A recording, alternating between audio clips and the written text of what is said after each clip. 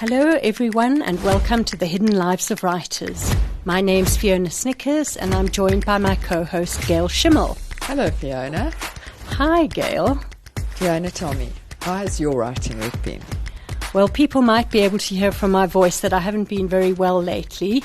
I've actually been struggling with a bug and also struggling to write, but I have somehow managed to carry on and I have met my word goal for each week. Wow. But I am wondering when I come to read over this, is it going to be foggy virus brain stuff or is it going to be clean, clear prose that one aspires to? I don't know if this is good or bad, but I'm pretty sure you're not going to be able to tell the difference. And I don't know if that's just tragic that we write the same sick or healthy or a sign of a good disciplined writer. Well, let's be optimistic about that. And how has your writing week been? So I've got a bit of an interesting edit week. As you know, I write with Kate Sidley as Katie Gail, and we produce 2 books a year. And so our editing calendar can be quite challenging. And we've just got back our latest edit. And now normally it's pick up the pacing here, develop this character a bit more. This time they've started as they always do. Lovely, loved the book. Brilliant, wonderful, best one so far. Could you just change who the murderer is? Oh, my goodness. And Kate and I both want to lie down and die as a result. Oh. So it's taken a lot of pulling myself towards myself, remembering we've done big edits before, we can do a big edit again. And I think what is helping a great deal is we also have a book launching at the moment. And the engagement we're getting from our readers on Facebook is so lovely. And it's helping me to go, you're doing this really hard work for these people, and they love these books, and they look forward to the next one, and they deserve the best possible book. So I'm finding that quite motivating. So you didn't have a moment where you both thought, no, we like our murderer being person X, and we're going to push back against this and argue for it to remain person X. That was our first instinct, and I think that's always on being editor, the first instinct. And then we had quite a clever idea how we can keep all the lovely things about person X and the clever, funny things we'd written in, but have a different murderer. And, you know, I hate to admit it, it will probably be a better book for it.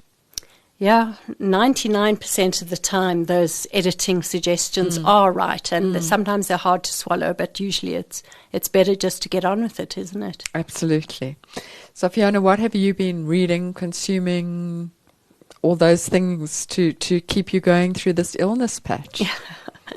I have been watching the TV series that was made of the book Lessons in Chemistry by Bonnie Garmus, I think it is. And I very much enjoyed the book when it came out. And I hesitated to dive into the series because so many people were saying, oh, such a disappointment, strays so far from the plot, didn't enjoy it, not enough like the book.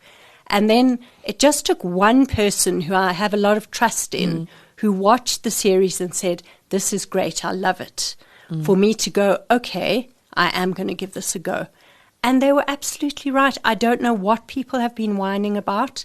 I mean, I have some dark suspicions because the plot that they introduced, the new element that they introduced, is that this woman in the 1950s, this chemistry boffin turned TV cook show host, has a black neighbor who is struggling with civil rights issues during this period in America. And it introduces her and her family and a whole new subplot about them working on that.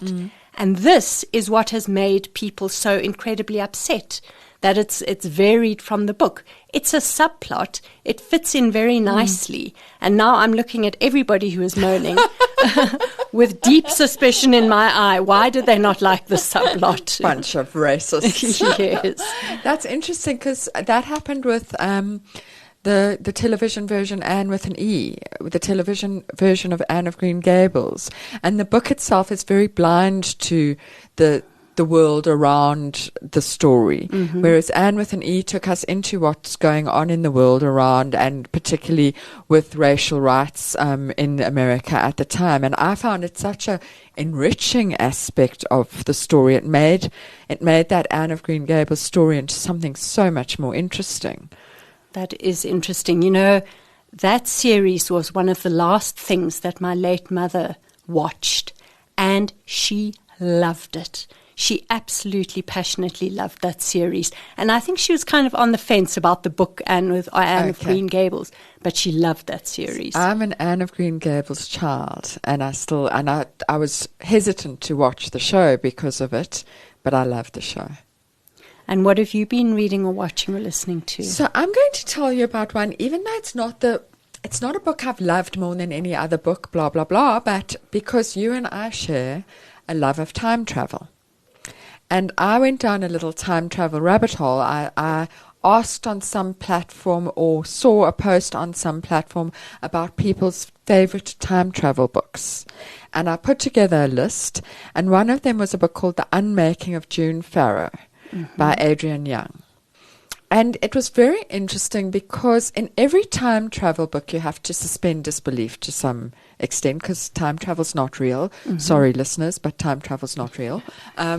And so you have to suspend disbelief, but you also have to completely believe the invented world of time travel. It's got to be cohesive.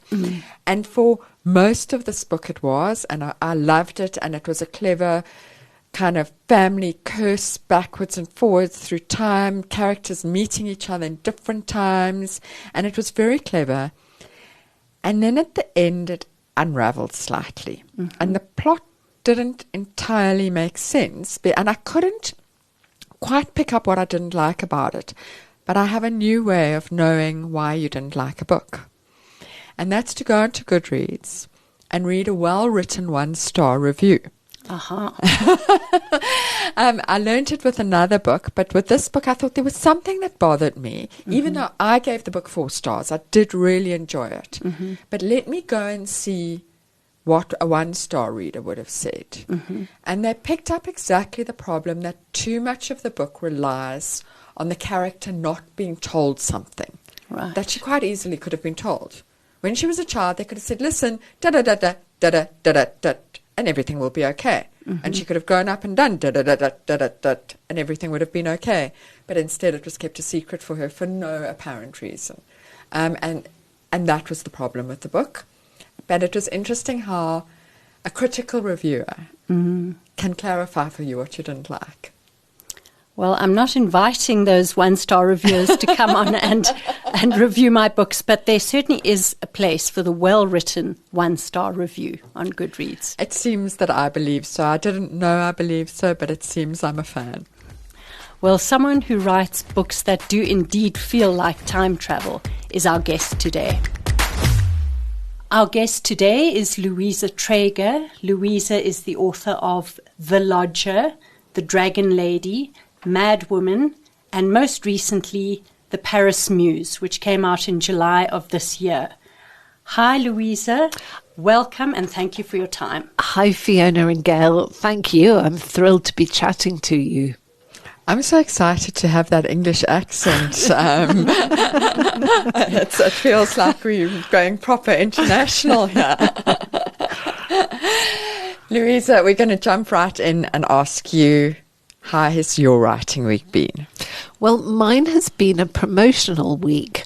I'm here in South Africa doing a little bit of touring in Johannesburg, currently heading down to Cape Town and Stellenbosch at the weekend. And, you know, my late mum was South African, so South Africa is really the country of my heart. And I couldn't be happier, you know, to be here promoting a book that I'm passionate about. I just completed a big section of my new manuscript. I managed to get it done before I stepped on the plane. So it's with my first reader currently, and I don't know about you, but it's not often that my life works so neatly. But, you know, I feel absolved of any guilt, you know, about not writing this week. And when you do write, let's talk about your perfect writing day. What does that look like? So my perfect writing day is starting work as soon as possible after I wake up. I need my coffee and then I start. And that's my best writing time because I feel I'm closest to my dream self then. and it just flows best. And then I like to write until I run out of steam, which could be lunchtime and it could be 6 o'clock in the evening. And then I really love to exercise because, you know that being a writer is so sedentary. So I really feel that need to move and just let all the ideas settle and just switch off a bit. And then, the evening either spent on my own with a good book or with my loved ones. Lovely. So throwing it back to your first published book, The Lodger, from what I gather, you were working on your PhD. That's right. And you were researching Virginia Woolf. Yes. And you came across something she wrote about a sort of lesser-known author, Dorothy Richardson. And the words she used to praise her intrigued you so much that you ended up going down a rabbit hole on Dorothy Richardson. Exactly, and fell for her. And the way Virginia Woolf described her was having written the first feminine sentence that really encapsulated the experience of being a woman. She said it encompasses the frailest particles and the vaguest shapes. She described something very fluid and multi-layered and uniquely female. And I thought, my goodness, who is this woman who's, discovered a new way of writing from the woman's point of view? And I began to research Dorothy Richardson and was hooked because she smashed all the boundaries in her life and in her writing. She wrote stream of consciousness before anyone else in English, before Virginia Woolf or James Joyce. And she was a boundary breaker in her own life. She left home. She earned her living as a dental secretary. This was in the late Victorian ages when girls stayed with their daddies till they got married. She had an affair with H.G. Wells, which fascinated me because she almost found her voice as a writer in opposition to him. But H.G. Wells' wife was Dorothy's oldest school friend, and she also discovered she was bisexual at a time when homosexuality was illegal. It was the time of Oscar Wilde being arrested. So I just thought, what a fascinating woman. I'm very interested in, and I wasn't going to ask this, but you've said it and my brain's gone there. Everyone's heard of Virginia Woolf. Yes. But she was surrounded by fascinating people, and I think deliberately surrounded herself. Yes. Why is it we've heard of Virginia Woolf and not the others? Well, I think you've begun to answer that. So she was surrounded by powerful people. Her husband, Leonard, had his own printing press. He was like Virginia was the first self-published writer, but he guarded her legacy, zealously. And I think it was her nephew, Quentin, wrote an important essay about her after she died. So they had the connections and the means and the knowledge of how to promote her legacy. So Dorothy married very late, and she married a penniless artist who was a wonderful character. He had long hair which he wound round and round his head, and he was sort of very frail and consumptive and unwell, and she had to sacrifice her gift, and she wrote a lot of journalism just to make a living because he was an interesting artist, but he didn't make any money, and she had to support them both. And I think that is the reason why we've heard of Virginia and not of Dorothy. And there's a very moving anecdote about the end of Dorothy's life. She was in an old age home, and a visitor who knew her well said to one of the nurses, "How is she? How's she doing?" And the answer was, "Well, she's fine, but she's delusional. She thinks she's a famous writer." And the visitor said, but she was a famous writer. And I just find that so poignant. Yes. Oh, my goodness. Oh, absolutely. But I kind of gather that Virginia Woolf made a habit of damning with faint praise yes. other women writers. Absolutely. And you speculate that she felt threatened by them? Yes. Would she have believed that it was a zero-sum game, that there was room for only one woman writer at the time? I think she did feel that, because her comment about Dorothy creating the feminine sentence was unusually generous. I think her arch rival was Catherine Mansfield. She felt most threatened by Catherine Mansfield and absolutely damned her with faint praise. But I think, she was threatened by Dorothy as well, and reviewed her first book not so well. I think she must have been terribly insecure and felt that there was only room for one great writer, of the generation. I'm wondering if maybe she didn't mean the sentence as a compliment, that maybe she meant it as feminine. It's possible, although she was very keen on the essence of lived experience. Okay. And she did credit Dorothy for, doing justice to that, for capturing lived experience. But you might be right. It might have been feminine in the derogatory sense, sort of weak and woolly. Dreadful feminine sentence. You've given me something to think about. So when you started writing The Lodger, you were pivoting from academic writing to sort of biofiction, which has become your trademark ever since. Tell us what that was like. Was it a difficult pivot, or did you feel as though you were really slipping into your comfort zone there? It was really hard. I had the facts through my research. I had a plot, so that was great. But the actual difference in writing style between academic and fictional it's a big switch. And I struggled like mad. I struggled with dialogue. I was tone deaf to dialogue for quite a long time. And I would have loved to have done a creative writing course. I don't know if either of you did that, but the time was never right for me. So I really learned by trying and failing and trying again and crying over my laptop and, picking myself up and trying again. But it wasn't easy.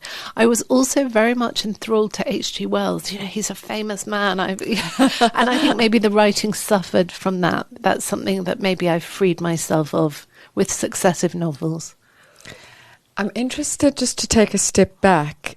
It sounds like you did not always intend to become a writer. No, not at all. What's your origin story? What was your life plan? Well, I always wrote stories and scribbled in diaries and made up bedtime stories for my younger siblings. So I always wrote, but I never thought of becoming a writer. And my first career was as a classical violinist. Yes. And that I freelanced. I played in orchestras, I did recording sessions, I taught. And that period of my life came to an end because I got ill. I came down with a virus that turned into the debilitating condition ME. And I took a year out. But something very positive came out of that time in bed because it gave me an opportunity to rethink my life. And I realized I wanted to work with words and not music. So I think the desire to write was always there beneath the surface. And I look on my career as a musician as a kind of extended writer's block, actually. And Sorry, musicians, but you've all just got a problem. You've all got to start a novel, every one of you. And there are lots of parallels between music and writing. It teaches you to sit in a chair and spend hours alone honing your craft. And as you know, discipline's the number one attribute that a writer needs. But there's also rhythm and colour and tone and texture, the ability to make one voice stand out or blend several voices. There are a lot of parallels. Nothing's wasted in life. That's quite interesting because we have a lot of people talk about music and writing, but nobody's ever said before that about bringing the different voices together. And I'm a very unmusical person, so I find all this talk of music and writing petrifies me, but that made sense to me. So you had written The Lodger, and you were probably looking around for a new project. Yes. Did you think about straight fiction, or did you like having the structure of someone's life to base the fiction on? So I haven't ruled out straight fiction. It's something I'd like to do one day. But the great thing about historical fiction based on real women is you have this framework of facts, which is really interesting to sort of hang your plot on. My theme is these trailblazing women in history who've been kind of written out of history. So I know the interest is there. I've always been scared that if I wrote a novel, it would be too navel-gazing and not, not engaging enough, which is something you two have overcome triumphantly again and again. But that's the appeal of the genre I write in. Also, there were so many incredible women who have been written out of history, probably by men. So it's become quite a mission to uncover them. And another thing that obsesses me really is that in some ways things have changed for women over the centuries, and in others they haven't changed at all. And I mean, look at the pay gap between the sexes, domestic and sexual violence, which is a huge problem in South Africa and globally. And also the fact that strong women still don't fit easily into society. A strong woman is labelled strident, bitchy, whereas a strong man is a leader and he's cheered on. You've spoken about kind of that finding those women. And I imagine one of the most fun parts of your process is when you are looking for that new person. Tell us, how do you choose, and what are you looking for in that character? Well, the first ones have really fallen into my lap. I've stumbled on them by chance. And it's only after I wrote several novels I realised, I do have a theme. And it's totally instinctive. I kind of know in my gut that, this is someone I want to write about, and I do some research and some fact checking just to make sure my gut is not wrong. Just to make sure that the subject is going to work as a novel. And that's it. Then I run with it. And then from there, I imagine the research is very hectic. Once you've chosen, you've got to get it all right. Exactly. But for me, the research is the most fun part of a process. And it's like being a detective. You follow dead ends, but some avenues turn up gold, and it's just wonderful. I immerse myself in that person's life. Where I can, I travel to the setting of the novel, the place where they live. That's taken me on some adventures. And then, I have to almost stop myself researching and start writing. Say, get a hold of yourself. It's time to do some work now. I was fascinated by the subject of the Dragon Lady. Virginia Lady, can you pronounce the surname for me? Courtauld. So, set in what was Rhodesia, how did she fall into your lap? And because your mom was South African, yes, did you spend time here as a child, and did you spend any time in Zimbabwe as a child, or did you travel there on purpose for the research? So I spent time in South Africa since I was a baby, visiting family. So I'm very at home here. I love it very much. And my ex-husband, his family come from Zimbabwe, from Bulawayo. And so we had friends living in Rhodesia, and one of them said to us, have you heard about Zimbabwe's secret Monet, as in the artist Monet? I'm not mispronouncing money. And the painting was allegedly hidden in the vaults of the National Gallery of Harare to keep it safe from Mugabe, who was then president. And we made a trip to the National Gallery, and we managed to see a few paintings by Renoir and Dürer, among others, and discovered that these paintings were part of a collection of 97 works donated by the Courtaulds to the National Gallery of Zim. And of course, you can't find them now, which is not surprising. There's a huge amount of secrecy surrounding them. The gallery won't release the list. So, I think we probably have a strong idea of where those paintings are. But that really got me onto the trail of Lady Virginia Courtauld, and I was hooked because she was a totally free spirit who did not care what she said to anyone or what she did, but she was utterly bewitching at the same time. She had a tattoo of a snake on her leg. It went right the way up her leg, and rumours said that only her husband knew where it ended. So how could I not be fascinated? And they ended up settling in Zimbabwe. She couldn't fit into polite British society. Can you imagine? She was a divorced, tattooed foreigner, accustomed to saying whatever popped into her head. You can imagine the scandal. So they ended up in self-imposed exile, really, in the eastern highlands of Zim, the middle of nowhere, where they built a replica French chateau and filled it with the greatest comforts and art that money could buy. So, what the adventures they had in Zim are really the main theme of that novel. Mm. I want to go back a little bit to process. And you spoke about writing until lunch or writing till the evening. And because I'm very jealous of people who write full time, very, very, very jealous. And therefore I want to know more about it. I know I'm lucky, but I also think you're amazing wearing as many hats as you do with such grace. I don't know that I wear them with any grace. I wear them with panic and chaos. Well, that's how it seems from the outside, and that's all that matters. So I'm interested in what targets you set yourself daily. Do you have a word target, or do you think I want to get to this part of the story? How does that work? So I make myself sit down for a minimum of 3 hours. As you both know, the muse does not come to order. She chooses when she's going to visit. And I generally find that by 3 hours, I'm sort of in flow. You have to sit down and be ready for the muse. You can't just kind of catch her as you're in the supermarket and she fleetingly passes.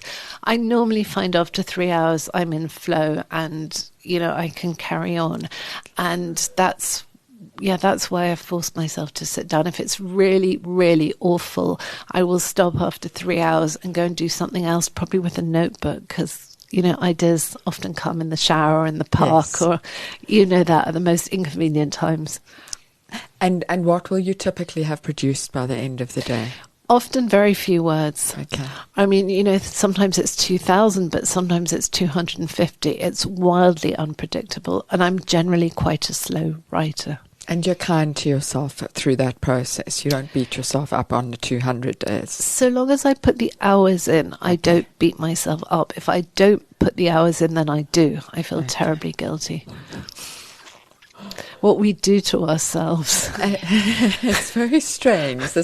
I'm fascinated by what makes writers unhappy with themselves. I'm fascinated by the narrative choices that you made in The Dragon Lady, because it is by far your most experimental book in terms of storytelling. Yes. You come at the book from different characters' perspectives, and also you hop around in time and place. Yes. We're in England, we're in Zimbabwe, we're in the future, we're back in the past. Why did you decide to construct it like that?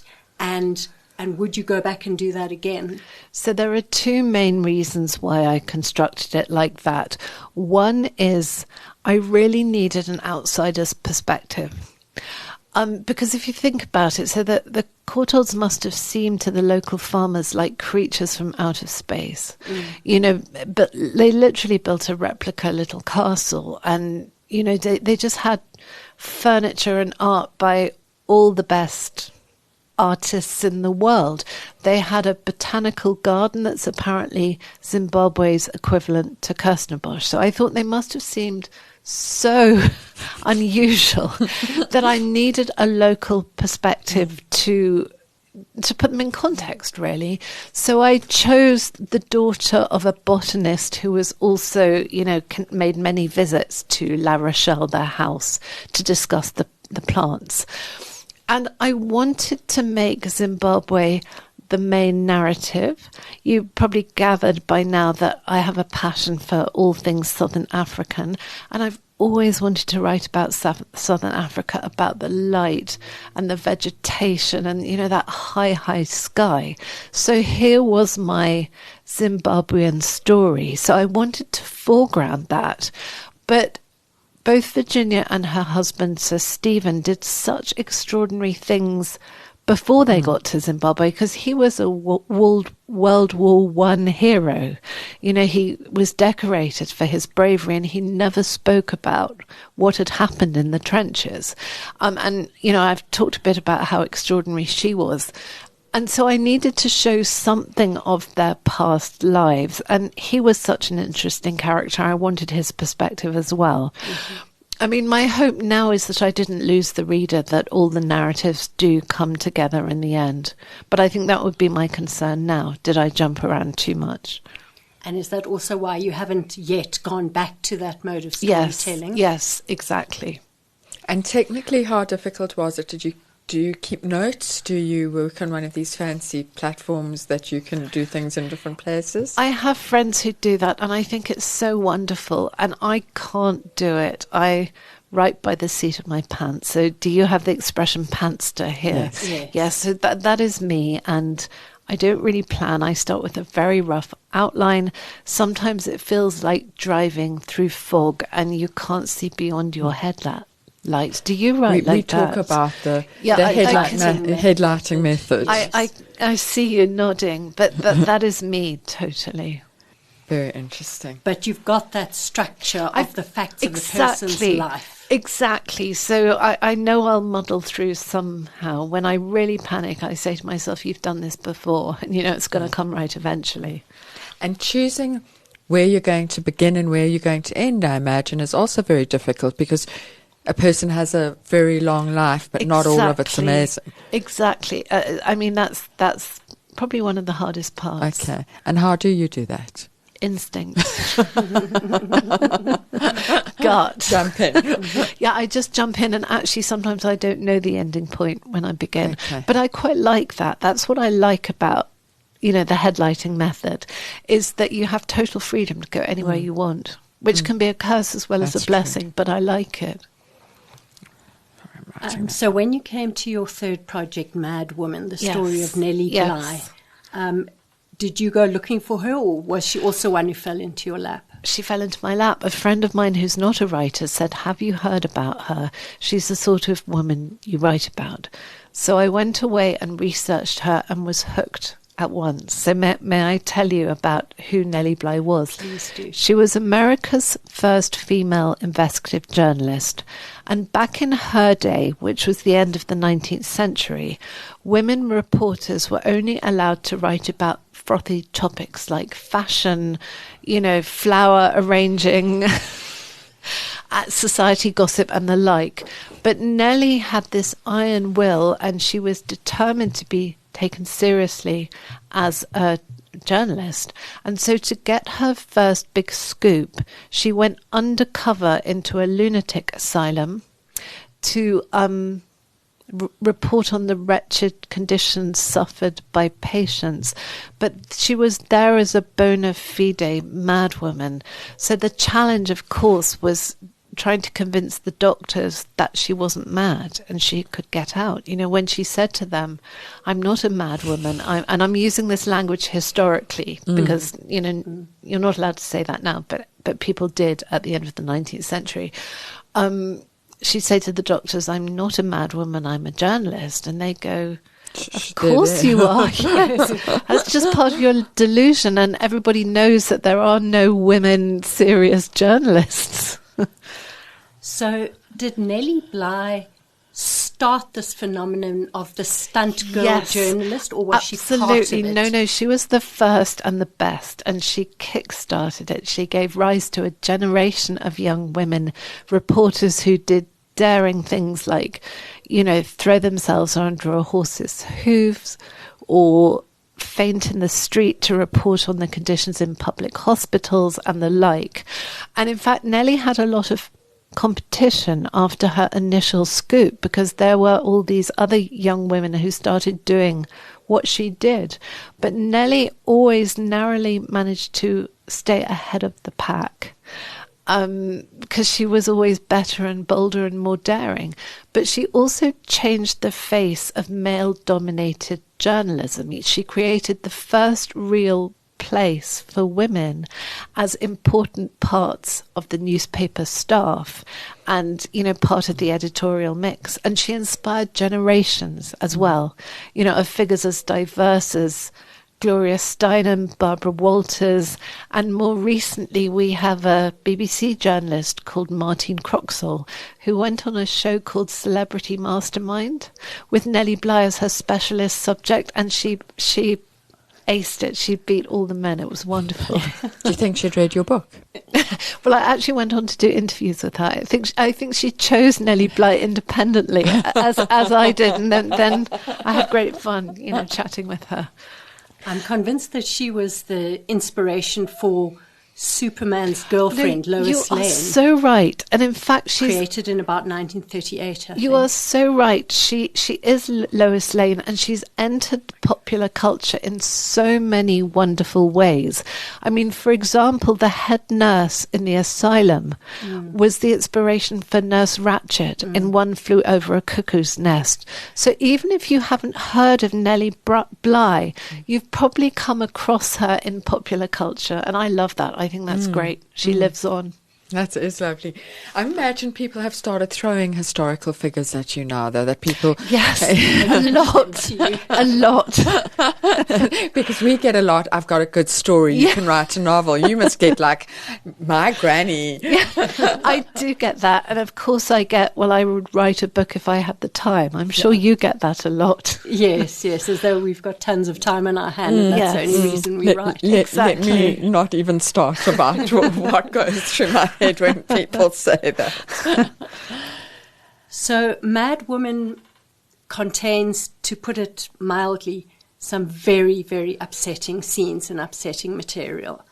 And I was wondering, as I was reading it, how did you protect your own mental health when kind of dabbling in this awful material? It was very hard because I was researching and writing as the pandemic struck. Oh.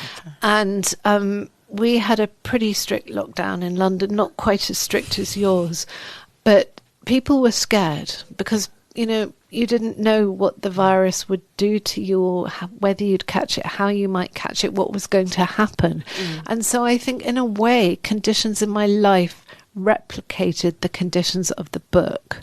And I went to a very, very dark place to write it. So I'm not sure I did protect my mental health, but I came out of it somehow. And do you think it's something you would actively avoid in the future in choosing your characters? I'm reading quite a dark book at the moment, and I'm wondering how the writer could bring themselves to go there. To be honest, that dark book mirrored quite a dark time in my personal life, but I now feel ready to write something much happier. Okay. So I'm working on a manuscript at the moment, but the one after that, I want to be about a woman who comes out on top. She's really triumphant and happy at the end. And I'm sure I've got a rom-com in me somewhere. When we're off air, I'll tell you about my belief that I had a rom-com in me somewhere. I want to hear that. Spoiler alert, I don't. I'm interested in that. You're talking about the book after the next one. Do you know who that cheerful woman is? I do know. I'm not going to say too much about her because the book is not very developed, and it's like an embryo of an idea. Yes. I don't want to jinx it, but it's a venture into true crime, and it's set in 1950s London, which was the era of pea super fogs and food rationing, which went on long after the war ended. And also London was like desolate. It was full of ruins from the bombing. So that's my setting. And it's about a woman who was a pioneer. She was ahead of her time, but it explores what might have driven her to murder. Ooh. So that's another dark one. And you both have written some quite dark books. So, Louisa, your first couple of books were written with kind of 4 or so years in between them. Yes. And I've noticed that you're picking up the pace a lot Yes. with Mad Woman Yes. and then the Paris Muse. Has your process changed? What has happened to sort of bring this new momentum on? My children grew up. Yeah.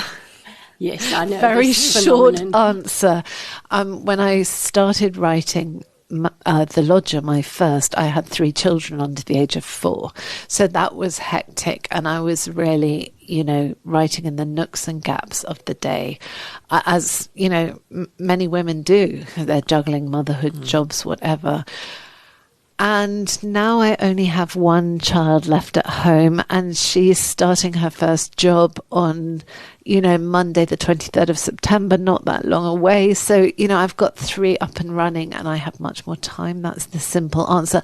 I think also, one gets more practiced at one's craft. I mean, I'm like trying to improve it all the time, but to a certain extent, there are certain things you know how to do. I'm just going to say, because people can't see you, but I'm struggling to get my head around 3 grown children. I'm like, are you sure they're not little children that you just think have left you? Okay, I want to talk about Picasso. I want to talk about how that story came to you. Also land in your lap? I chose that one a bit more, and I was absolutely fixated with Dora Maar's black and white images. And I do urge all your listeners to go and Google them immediately, because they are mesmerizing. They're sort of half based on reality with a little element of surreal, woven in. And they are very uncanny in a way that is disturbing, but it's absolutely spellbinding. So I was under the spell of these images. I Googled her a bit more and found out that she was also a painter, a poet, and a left-wing activist. And if people have heard of her at all, it's as Picasso's weeping woman, his lover and his muse, as though the only thing interesting she did was cry. And there was just so much more to her. I thought, I've got to make this woman the centre of the story. I, in reading that book, realized why I don't write biofiction, because the facts can sometimes be so disheartening and so frustrating that I long to sort of put my own redemptive arc onto the story. Yes. And make it sort of end more triumphantly. Yes. In a way that just wasn't possible in that time and place. Yes. Did it frustrate you that she was so enthralled to Picasso? Oh, I wanted to shake her and say, see sense and just get the hell out of here. But I also tried to give the book some light, some redemptive qualities, and a very strong theme that runs through it is female friendships. Dora had strong friendships with women who were just as fascinating and creative and interesting as she was. And I gave her a kind of solace, a kind of redemption at the end. And she was able to return to her art. But yes.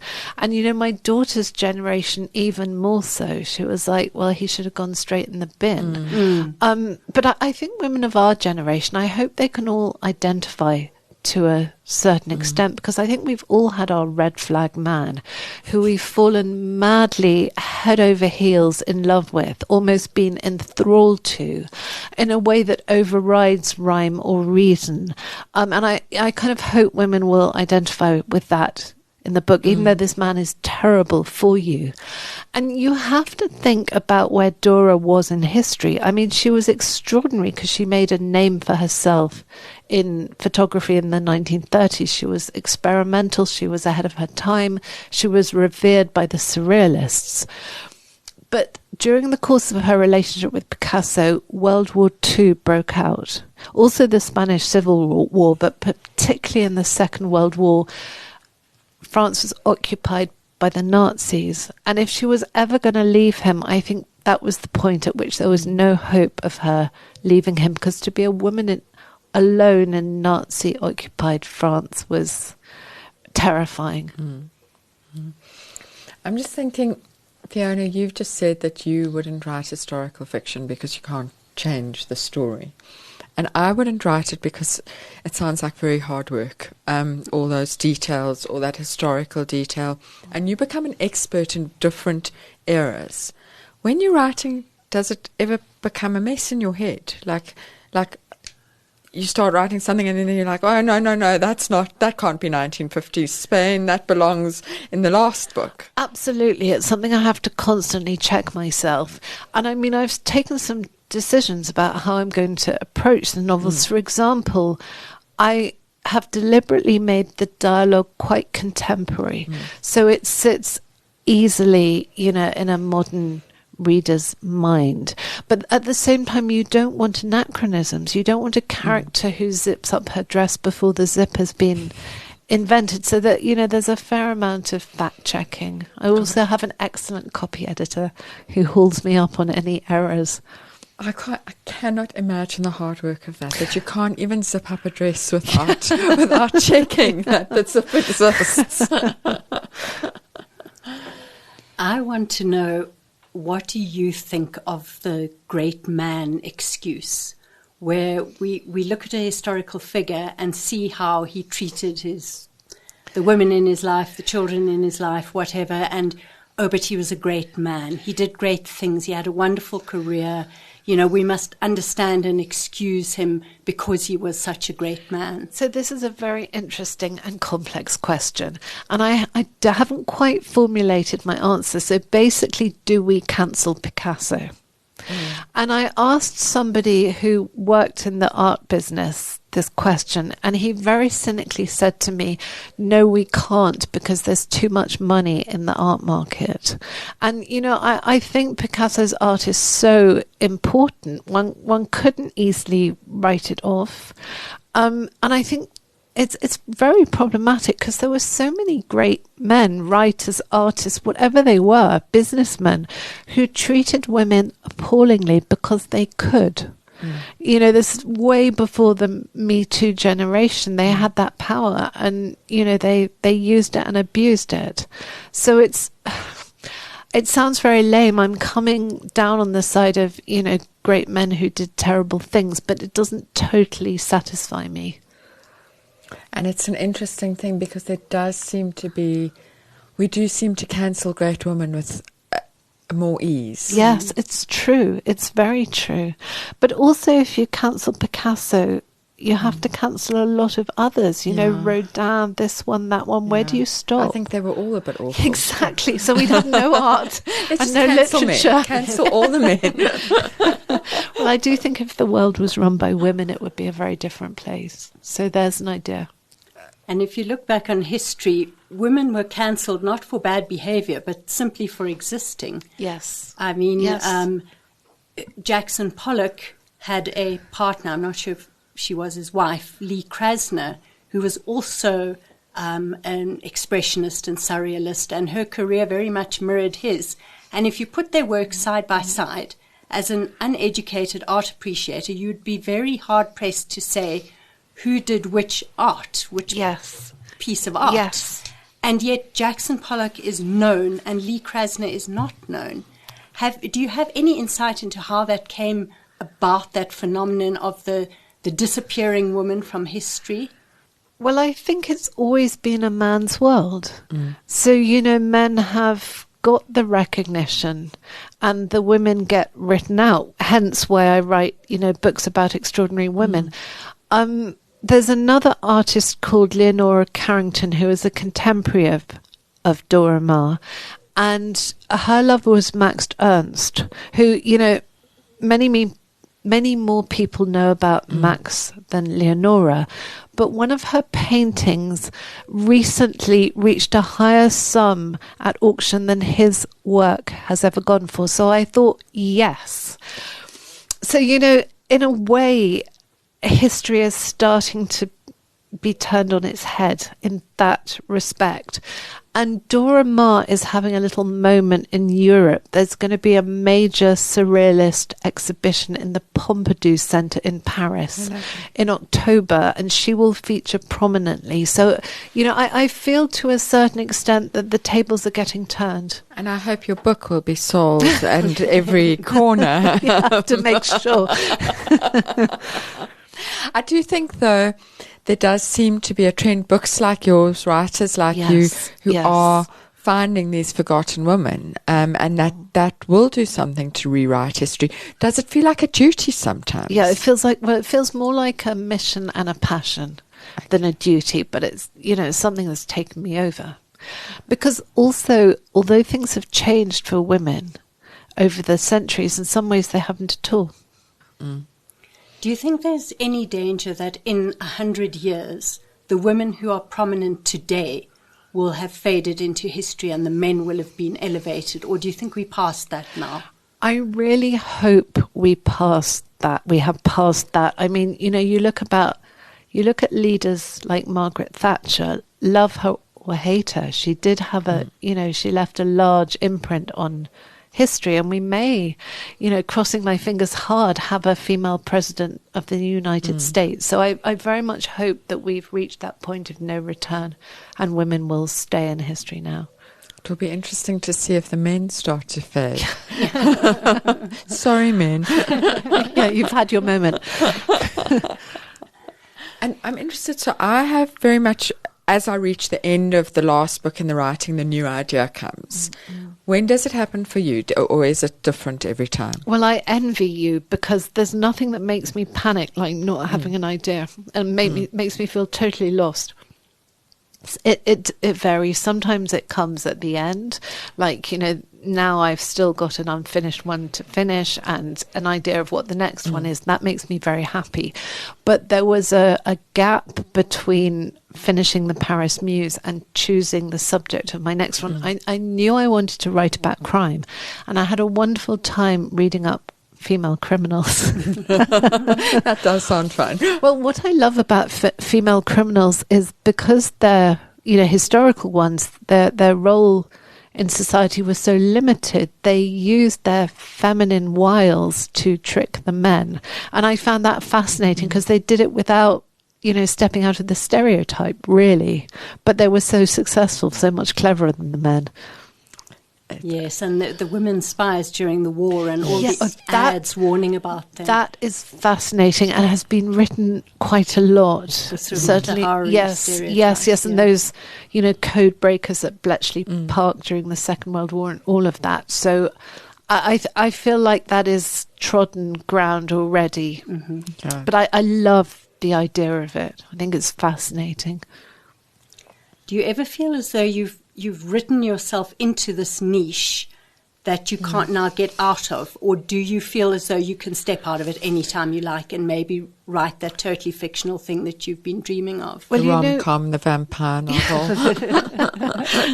So British publishing does like to put you in a genre. I don't know if it's the same here, but I'm determined to write straight fiction one day. So whether I read debut or carry on as Louisa Treger, I couldn't tell you. But, there's endless fascinating subjects for writing trailblazing women, but I want to write at least one novel that's straight fiction. It's very interesting, because when do you take the break? When do you say, okay, trailblazers, just sit on your trails for a bit while I deal with an imaginary one? I think when I feel bored with trailblazers, when I feel, I'm stale, I've got nothing else to say, and I don't feel that yet. And I suspect you might never, because those trailblazers are going to keep appearing to you. They are so fascinating, and there's an endless number of them, so you may be right. Watch this space. So while you are in this creative phase of your life, what have you been reading or watching or listening to lately that's made an impression on you? So I mainly read, I must say. And the trouble with my reading is I read a great deal for research. And so I have to kind of snatch opportunities to read for pleasure. So the last great book I read, it's not something that's just come out. It's The Little Friend by Donna Tartt. And I was absolutely swept away because, it's sort of sumptuous and airy Southern Gothic. And the language and the story are just so mesmerizing, that the writing is so lush. She describes the language of the Deep South. She describes the foliage and the light of the Deep South in a way that just had me hooked in. You know, you can really kind of feel that sun on your back and, you know, smell the vegetation. And the story is very complex and multi-layered and wonderful, so I do recommend that. Elizabeth Strout has written a new novel. I absolutely love her writing because she writes with such empathy, but she says it all so simply. She says such profound and complex things in simple language. So that's going to be on my doorstep when I get back from South Africa. And I have some wonderful local authors to read in the meantime. I have both of your books and Peter Godwin, who's Zimbabwean actually, but lives in New York. I have his latest book as well. Well, we hope you'll find lots of wonderful South African writers. Yeah, I love South African writers. Fantastic. Well, we hope everyone checks out the Paris Muse, and we wish you well on the rest of your tour of the country with it. Thank you so much. And we are very, very excited to read both the true crime novel and the sunny, uplifting novel that's coming after that. And the rom-com that's coming after that. Thank you. I enjoyed chatting to you so much. You're very inspiring, both of you. Thank you. Gail, I don't know what to hope for, that Louisa carries on writing these time-travel-y books forever, or that she finally writes the purely fictional work that she's thinking about. I think as a reader, I wanted to keep writing about the lost woman of history, but as a writer, I always feel like everybody should have a go at writing a fully fictional book because that's what I love doing. Well, it's all something to look forward to, isn't it? What did you take out of that, Fiona? What interested you in what Louisa said? I mean, everything, but what in particular? I think the fact that she just makes herself sit down for 3 hours. Now, to me, 3 hours that produce 200 words are such a badge of failure that I would beat myself up for the entire rest of the day over that. For her, the time spent sitting is the goal, not the words produced. For me, the words produced are the goal, and the words I'm happiest with are the ones that I really focused, didn't pick up my phone, didn't get distracted, and they all came out in a nice block of words. That, to me, feels like a good writing day. And for Louisa, it's that she just put in that time. Whether it was 2,000 words or 200, she put in the time, and that's a measure of success. It was fascinating. Very, very different, I think, from both of us. Maybe the luxury of full-time writing. I'm not sure, but I think also a different view of how the world is measured. Yes, and what it means to have had a successful day. Yes. What did you take from her? So I was interested in... So we talk a lot about the headlighting method and driving in the fog and seeing what's just ahead of you. And I do that more and more, but I find it very scary. I would much rather know where the next bend in the road is. And I'm always trying to see the next bend in the road. And she talked about the freedom it gives you. That by only headlighting, you've got every possibility. The road can split in any which way. And I kind of, that resonated a bit, that maybe I've got to be a little bit more embracing of that possibility of different routes rather than frightened because I don't know the route. Gail, we had a very interesting question in our inbox this week from a listener who wants to know the following. Hi, Fiona and Gail. I have completed a book, and I've been writing it for so long that I no longer know whether it's worth anything or not. I don't know whether it's any good. How do I tell? Fiona, this resonates for me because I feel a bit there with the book that I have finished, and I spoke last time, I think, about bringing the pieces together and that. I'm there with this book. It could be the best thing I've ever written. It could be absolute rubbish. I have no idea. I cannot see it. It's just become invisible for me.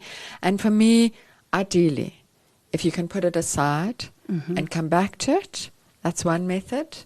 How long would that take? I don't know. That's the problem. And I don't have the luxury of it for this particular book. But, I think if you could, 6 weeks maybe? What do you think? 6 weeks is definitely long enough, but one needs to have the luxury of being able to put it away for 6 weeks. But I think if you are a person, it sounds like a first-time writer. It sounds like there is the luxury of time. And if you have the luxury of time, take the 6 weeks. because it will be worth it, because you will see the book through new eyes.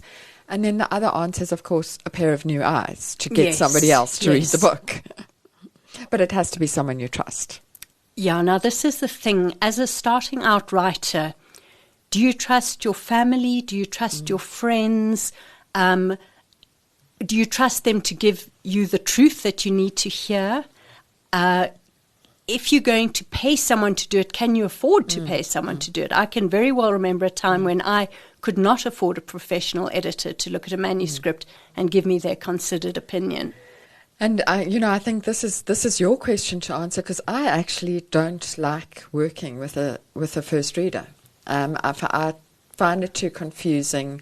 I find it hinders me more than it helps me, and I'd rather that my first reader is my editor. That works for me better. But you use first readers.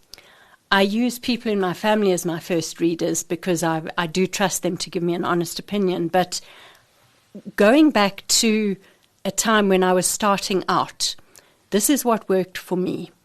Getting together with other blossoming would-be authors who are also working on their first manuscript and are willing to swap manuscripts and give an honest but kind, not brutally honest, kindly honest, but helpful opinion to each other. So there's no financial obligation. There's no familial or friend obligation. You are doing a favor. It's very reciprocal. It's an even kind of relationship. And I found that some very useful feedback came out of that. So for this listener, I would say, find someone who's in the same boat as you. You read their manuscript, they read yours, and see what can emerge. But Fiona, devil's advocate here. What if your friend's book is crap? And now you've got to find a nice way to say that. I'm an expert at finding nice ways of telling people that their book needs some work and gently suggesting directions for what that work might be. We love these questions. Please keep them coming. We're on all social media across the board. We're also on email. We've also now got a Google form, which is linked to all our social media, where you can go on and ask the question that you want us to answer. So please do that. Keep them coming. We're enjoying them very much. And we hope that everyone goes and checks out the PARIS MUSE by Louisa Treger, as well as her backlist, which really rewards scrutiny. You've been listening to another production from Solid Gold Podcasts.